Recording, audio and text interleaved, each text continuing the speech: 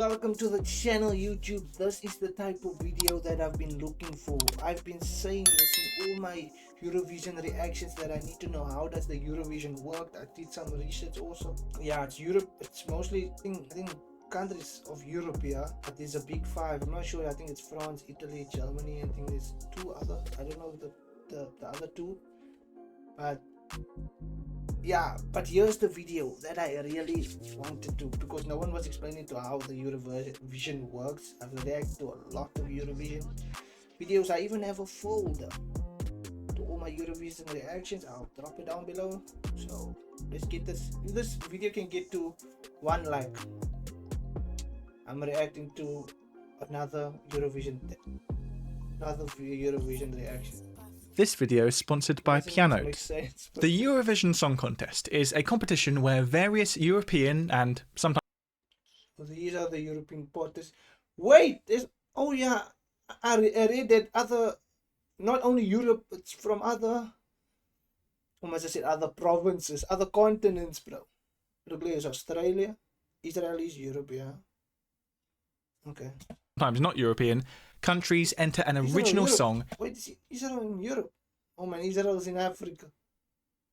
It's in Africa or Middle East, I'm not sure. Not too sure, but... And then all of the countries vote for the best one, and frankly, it's quite wild.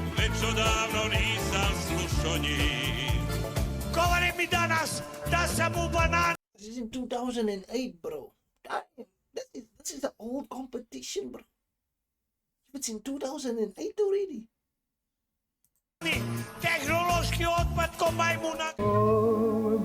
Since its quite conservative beginnings back in the 1950 something? 1950s, the contest has evolved into a colourful display of politics, nonsense, and actually... Nonsense, what the hell is that?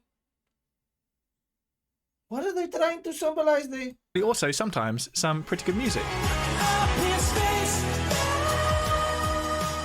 So particularly for the benefit of my mostly non-European viewers, let me introduce you to the weird and wonderful world of the Eurovision Song Contest. Now, particularly in recent decades, the contest has become known for its more eccentric performances. Some just a little quirky, some just a bit garish, I'm not even worried, listen to the guy moving the music. And some, well... We are the winners of Eurovision. We are. Go with it.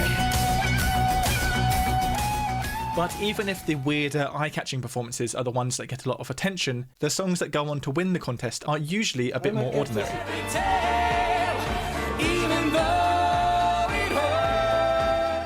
Perhaps the most unusual act to ever win the contest was the Finnish hard rock group Lordi in the year 2006. Lordi, that guy looks like he's Drew McIntyre.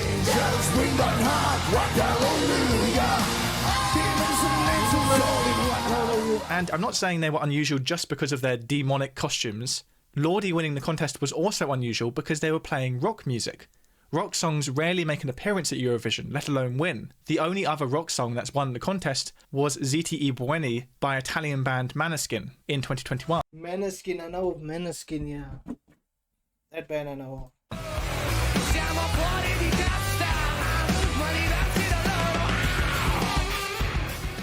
The sort of songs that typically win the contest will usually have a dash of novelty in their performance, but will generally just be a pretty good, straightforward pop song. Toy by Netta, for example, which won the contest for Israel in 2018, does contain a brief chicken impression. But beyond that, it's a fairly standard and fairly catchy pop song.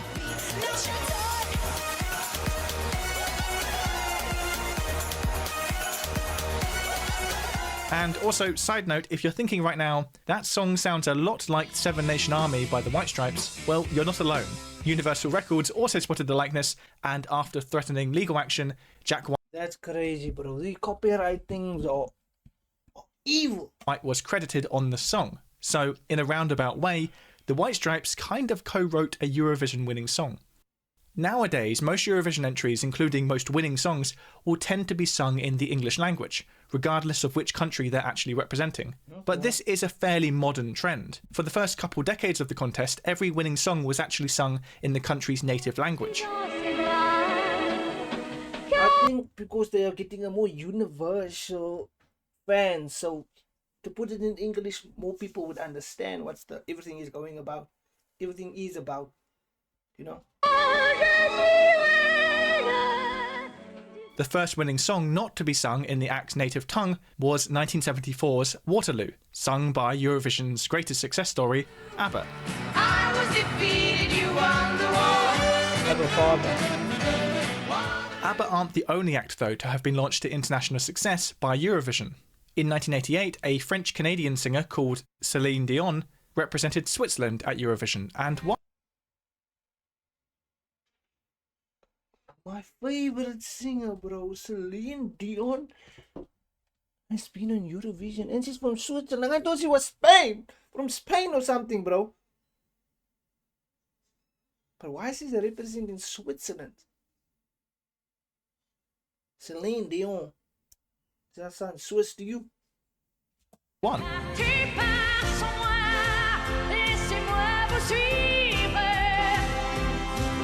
You compared to how she looks now, bro, to that beautiful. She's still beautiful, bro, but the difference now is crazy, bro. I think she has some kind of sickness or something. Celine Dion was already well known in her home country of Canada as a French language Oh, so why she represent Switzerland then? Is that illegal or legal, I mean?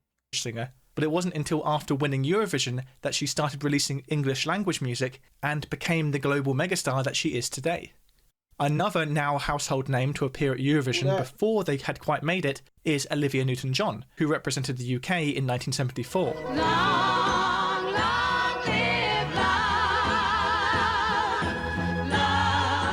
Much like with Celine Dion, in 1974, Olivia Newton-John was an established singer, but it would still be 4 years before she shot to global fame and starred in the film Grease.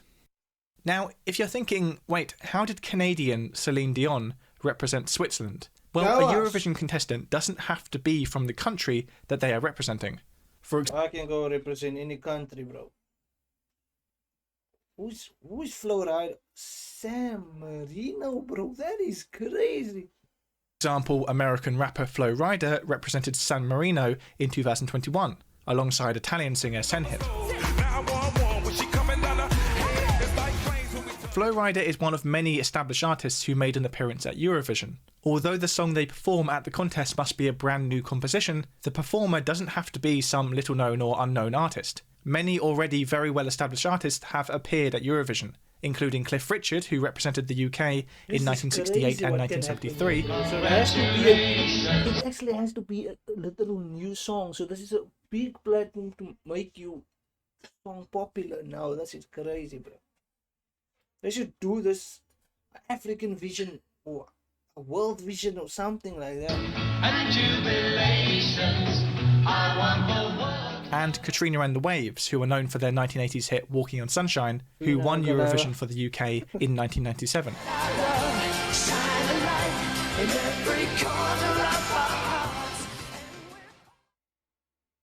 Pianote is an online interactive resource for learning how to play the piano.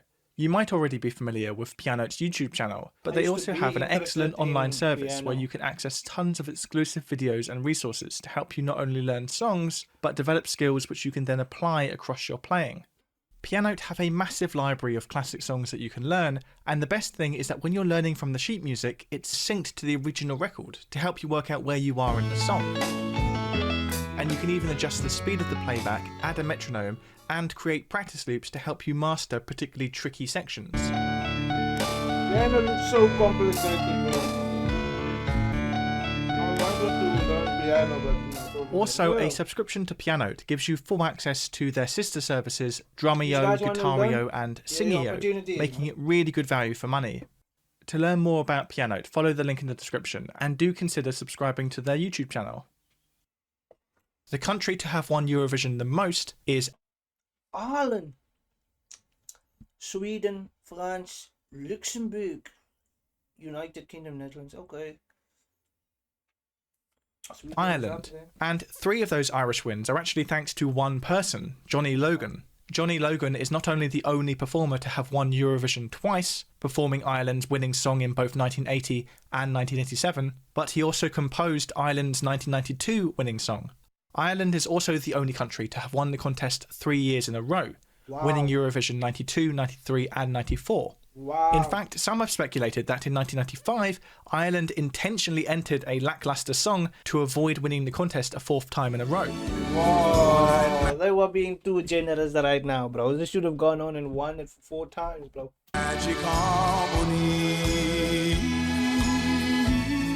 But why would a country not want to win Eurovision? Well, because the winning country has to host the next year's contest. And hosting Eurovision can be a very expensive thing to do. Many speculate that some of the more dreadful acts that have been So I see this year's one, it's in Sweden, right? So Sweden won it last year. Come on, I think I reacted to that song. No, it's Ukraine, man. It's Ukraine that's hosting it. I think it's that one of it's like a war type of song. I don't know if it's a war type of song.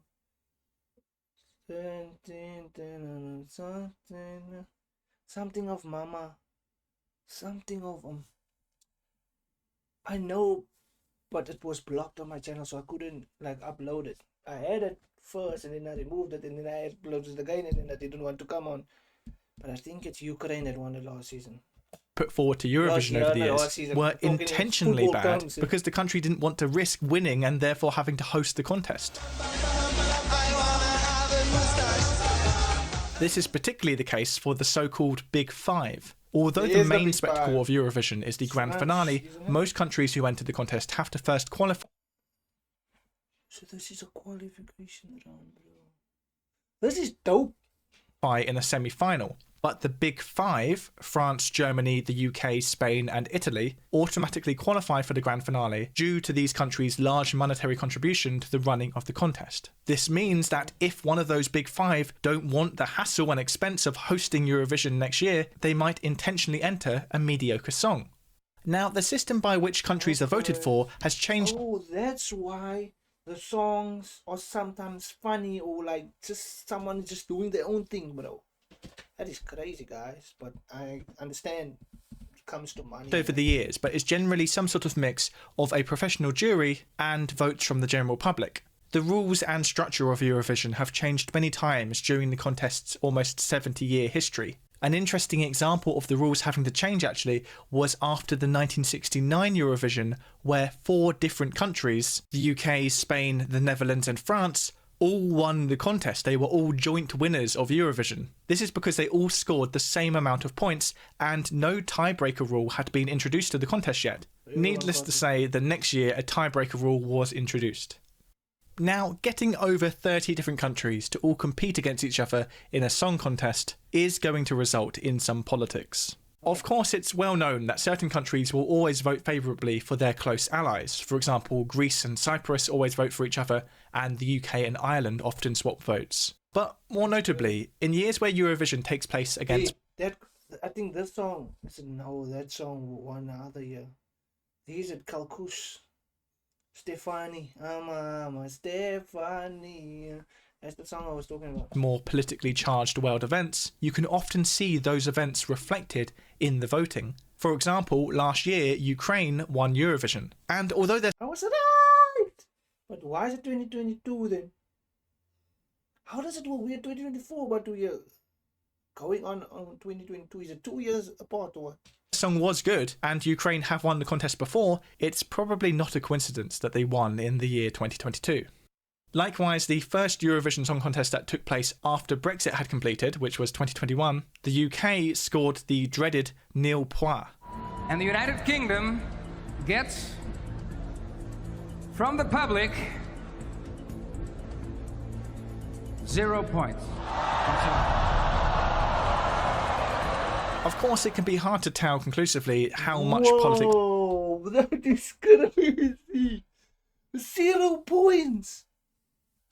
is really influencing the voting. Maybe the UK's entry that year just wasn't very good. Sometimes I know my fire burns low, but as long as you're with me. For example, when the UK got nil point in 2003, Nil point. some cited the Nil UK's point sounds recent and French, so- controversial joint invasion of Iraq as the reason that the UK had received no points. But also that year, the UK's entry did sound like this.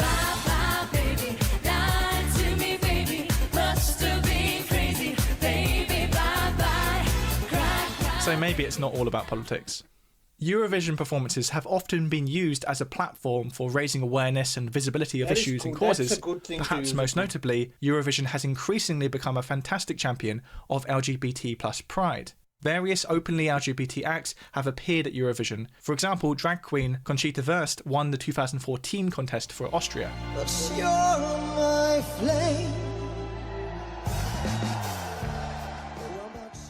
So that is Eurovision, a unique intersection between this is not a latest video. That's why 2022. geopolitics and music, and one that never fails to surprise and entertain. Of course, after winning last year's contest, by all rights, Ukraine should be hosting the competition this But I year. don't But think due they to the current situation, last year's runner-up, the UK, is hosting it instead, and it's actually happening next week in Liverpool. So let me know in the comments who you think is going to win this year. I hate that club. That club is a club.